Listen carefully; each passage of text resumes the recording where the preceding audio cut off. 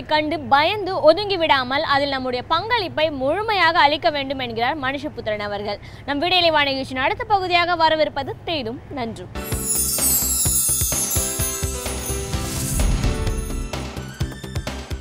வணக்கம் நண்பர்களே, இன்னும் ஒரு இனிய காலை பொழுதில் தீதும் நன்றும் நிகழ்ச்சியில் உங்களை சந்திப்பதில் மிக்க மகிழ்ச்சி அடைகிறேன்.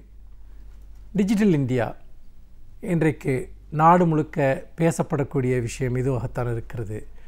சமீபத்தில் அமெரிக்காவில் உள்ள சிலிக்கான் வேலிக்கு சென்ற இந்திய பிரதமர் நரேந்திர மோடி அவர்கள் டிஜிட்டல் இந்தியாவை உருவாக்குவது பற்றிய ஒரு மிகப்பெரிய முழக்கங்களையும் பிரகடனங்களையும் வெளியிட்டிருக்கிறார்.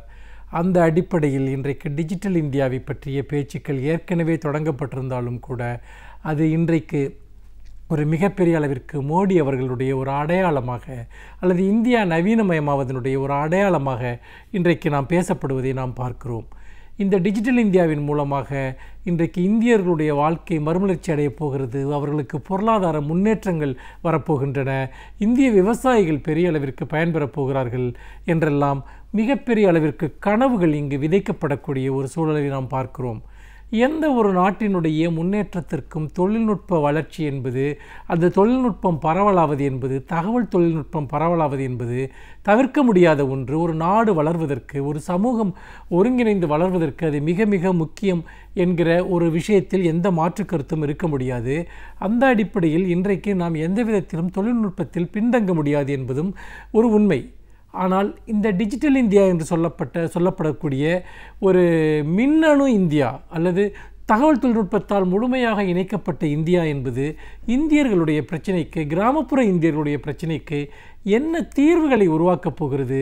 உண்மையில் இதற்கு பின்னால் சொல்லப்படுகிற வாக்குறுதிகள், கனவுகள் எல்லாம் எந்த அளவிற்கு நிறைவேறப் போகின்றன என்பது நம் முன்னால் இருக்கக்கூடிய ஒரு மிகப்பெரிய கேள்வி, ஒரு மிகப்பெரிய ஒரு சவால் என்பதில் எந்த விதமான சந்தேகமும் கிடையாது. அப்படி பார்க்கிற போது உண்மையில் இந்த டிஜிட்டல் இந்தியா என்கிற ஒரு விஷயம் எதை குறிக்கிறது என்றால், கிராமப்புறங்களுக்கும் இணைய வசதியை முழுமையாக கொண்டு செல்வது. அதாவது அதிவேக பிராட்பேண்ட் வசதிகளை, இணைய வசதிகளை கொண்டு செல்வது. அவற்றை கிராமப்புற மக்களும் பயன்படுத்தத்தக்க வகையில் அந்த இணைய இணைப்புகளை கொடுப்பது. இதன் வழியாக இணையத்தின் மூலமாக இந்தியர்கள் அனைவரும் ஒருங்கிணைக்கப்பட்டு விடுவார்கள். இந்த தகவல் தொழில்நுட்ப வளர்ச்சியை அவர்கள் தங்களுடைய முன்னேற்றத்திற்கு, வளர்ச்சிக்கு பயன்படுத்துவார்கள் என்பதுதான் அதில் முக்கியமாக சொல்லக்கூடிய ஒரு விஷயம். உதாரணமாக இது விவசாயிகளினுடைய ஒரு நலனுக்கு எப்படி பயன்படும் என்ற கேள்வி எழுப்புகிற போது சிலர் சொல்கிறார்கள், அதாவது இன்றைக்கு ஒரு பருவநிலை மாற்றங்களை பற்றி இணையத்தில் உடனடியாக விவசாயிகள் தெரிந்து கொள்ளலாம், அதன் மூலமாக அவர்கள் அதற்கேற்ப தங்களுடைய விவசாயம் சார்ந்த திட்டங்களை இடலாம் என்பது. இது கேட்பதற்கு மிகவும் இனிமையாக இருக்கிறது. இன்னொரு புறம் என்ன விதமான கருத்துக்கள் சொல்லப்படுகின்றன என்றால், அதாவது விவசாயிகளை பொறுத்த வரைக்கும் அவர்கள், கிராமப்புறத்தில் இருக்கக்கூடியவர்கள் தங்களுடைய வாழ்நிலையை உயர்த்தி கொள்வதற்காக முக்கியமாக அரசாங்கத்திடம் மனுக்கள் கோருவது, தங்களுடைய புகார்களை தெரிவிப்பது, இவற்றையெல்லாம் நீங்கள் ஒரு டிஜிட்டல் மயமாக்கப்பட்டு விட்டால் அதன் மூலமாக தெரிந்து கொள்ளலாம். ஆன்லைன் மூலமாகவே நீங்கள் கோரிக்கைகளை அனுப்பலாம், அதற்கு தீர்வு காணப்பட்டுவிடும் என்கிற விஷயங்கள் எல்லாம், அதாவது பேப்பர்லெஸ் ஆஃபீஸ் என்று சொல்வார்களே, கணினிமயப்படுத்தப்பட்ட இந்த ஒரு அலுவலக நிர்வாகத்தின் மூலமாக ஊழலை ஒழிக்கலாம் அல்லது காலதாமதத்தை ஒழிக்கலாம் என்றெல்லாம் ஒரு கருத்து முன்வைக்கப்படுகிறது.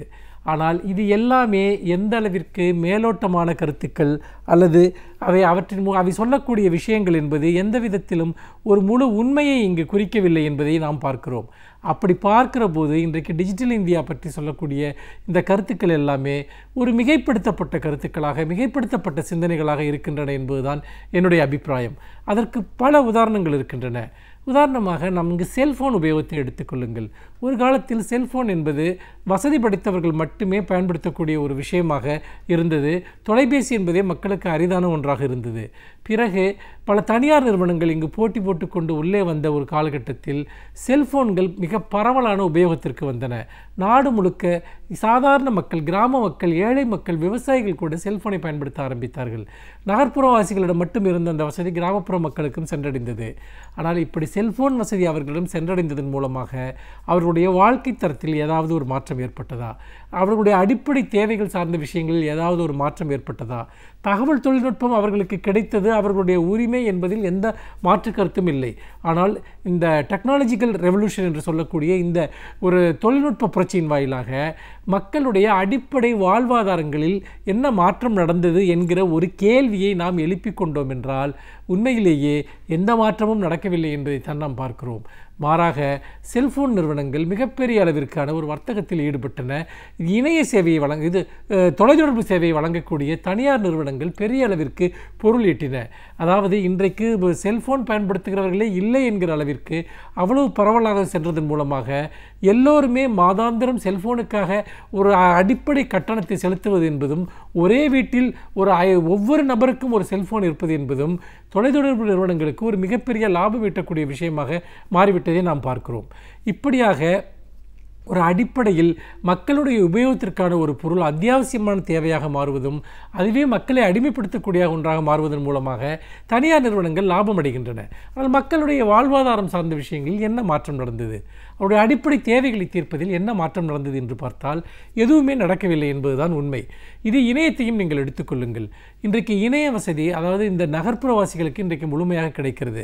அதன் மூலமாக நகர்ப்புறவாசிகள் அடைந்த லாபம் என்ன, அதன் வாயிலாக நகர்ப்புறவாசிகளுக்கு கிடைத்த நன்மைகள் என்ன என்கிற கேள்வியையும் நாம் கேட்டுக்கொள்ள வேண்டும். அப்படி கேட்கிற போது இன்றைக்கு இணைய சேவை என்பது ஒரு மிகப்பெரிய அளவிற்கு நாம் கட்டணம் செலுத்தக்கூடிய ஒரு சேவையாக மாறிவிட்டது. உதாரணமாக இப்பொழுது வாட்ஸ்அப் போன்ற விஷயங்கள் அதெல்லாம் முன்னால் இலவசமாக கொடுப்பதாக ஒரு தோற்றம் இருந்தது. ஆனால் அதன் மூலமாக இணைய கட்டணம் என்பது இன்றைக்கு பல மடங்கு அதிகரித்து விட்டதையும் அதனால் அனுப்பப்படுகிற வீடியோக்களை எல்லாம் நாம் பார்ப்பதன் மூலமாக பெரிய அளவிற்கு இணையத்திற்கு பணம் செலுத்தக்கூடிய ஒரு சூழல் உருவாகி இருக்கிறது. அப்படித்தான் இன்றைக்கு இணையத்தை கிராமப்புறங்களுக்கு கொண்டு செல்வதாகும். கிராமப்புறங்களில் இன்றைக்கு மக்களுடைய பிரச்சனை என்ன? அவர்களுக்கு இன்றைக்கு வேலை வாய்ப்பு இல்லை, விவசாயம் அளிக்கப்பட்டு விட்டது, மக்களுக்கு சுகாதாரமான குடிநீர் கிடைக்கவில்லை, தொழில் வாய்ப்புகள் இல்லை, சிறுதொழில்கள் அளிக்கப்பட்டு விட்டன, விவசாயம் அளிக்கப்பட்டு விட்டது. அப்படி இருக்கிற சூழ்நிலையில் கல்வி என்பது இன்றைக்கும் எட்டாக்கனியாக பல கிராமங்களில் இருக்கிறது. அடிப்படை சுகாதார மையங்கள் ஒழுங்காக செயல்படவில்லை, போதுமான சாலை வசதிகள் இல்லை, போக்குவரத்து வசதிகள் இல்லை. இப்படி எந்த அடிப்படை கட்டுமானமும் இல்லாத ஒரு சூழ்நிலையில் இணையத்தை மக்கள் பயன்படுத்துவதன் மூலமாக அவர்களுக்கு என்ன நன்மை கிடைத்துவிடும்? நான் கேட்கிறேன், உண்மையில் நமக்கு பிராட்பேண்ட் கனெக்ஷன் இருந்தால் அந்த பிராட்பேண்டின் மூலமாக நமக்கு தண்ணீர் வருமா, அரிசி வருமா, உணவு வருமா என்கிற கேள்வியை நாம் எழுப்பிக் கொள்ள வேண்டும். அப்படி பார்க்கிற போது வளர்ச்சி பெற்ற நாடுகள், அமெரிக்கா போன்ற நாடுகளில் இந்த இணைய வசதிகள் செல்கிற போது அது அங்கு ஏற்கனவே தொழில் வளர்ச்சியும் விவசாய வளர்ச்சியும் அடிப்படை கட்டுமானங்களுடைய வளர்ச்சியும் முழுமையாக இருப்பதனால் அங்கே இந்த இணைய வசதிகள் என்பது மேற்கொண்டு அவர்களுடைய வளர்ச்சிக்கு உதவக்கூடியதாக இருக்கிறது. ஆனால் நாம் இங்கே எந்த வளர்ச்சியுமே நாம் உருவாக்கவில்லை. அப்படி எந்த வளர்ச்சியுமே நாம் உருவாக்காமல் வெறுமனே இணையத்தை மட்டும் மக்களிடம் கொண்டு செல்வதன் வாயிலாக நாம் எதை சாதிக்கப் போகிறோம்? இது உண்மையிலேயே இணைய நிறுவனங்கள் நகர்ப்புற படித்த மத்தியதர வர்க்கத்திடமிருந்து அவர்கள் பொருளீட்டியது, அவர்கள் லாபம் சம்பாதித்தது இன்றைக்கு ஒரு எல்லைக்கு வந்துவிட்ட நிலையில் கிராமப்புற மக்களிடமிருந்தும் பெரிய அளவிற்கு அவர்களை இணையத்திற்கு அடிமையாக்கி அவர்களிடமிருந்து பொருள் ஈட்டுவதற்கு தனியார் நிறுவனங்களுக்கு, பன்னாட்டு நிறுவனங்களுக்கு, இணைய சேவை அளிக்கக்கூடிய நிறுவனங்களுக்கு இது உதவுமே ஒழிய எந்த விதத்திலும் ஏழை கிராமப்புற விவசாயிகளுக்கோ தொழிலாளிகளுக்கோ இது உதவப்போவதில்லை என்கிற வகையில் டிஜிட்டல் இந்தியா என்பது ஒரு சோஷியல் மானிட்டரிங் என்று சொல்லக்கூடிய ஒட்டுமொத்த சமூகத்தையும் கண்காணிப்பதற்கான ஒரு தகவல்களை திரட்டுகிற ஒரு விஷயமாக அரசாங்கத்திற்கு பயன்படுமே ஒழிய அது எந்த விதத்திலும் மக்களுக்கு பயன்பட போவதில்லை. இது ஒரு வெற்று கனவு என்று சொல்லி மீண்டும் இன்னும் ஒரு புதிய சிந்தனையோடு உங்களை சந்திக்கிறேன். நன்றி, வணக்கம்.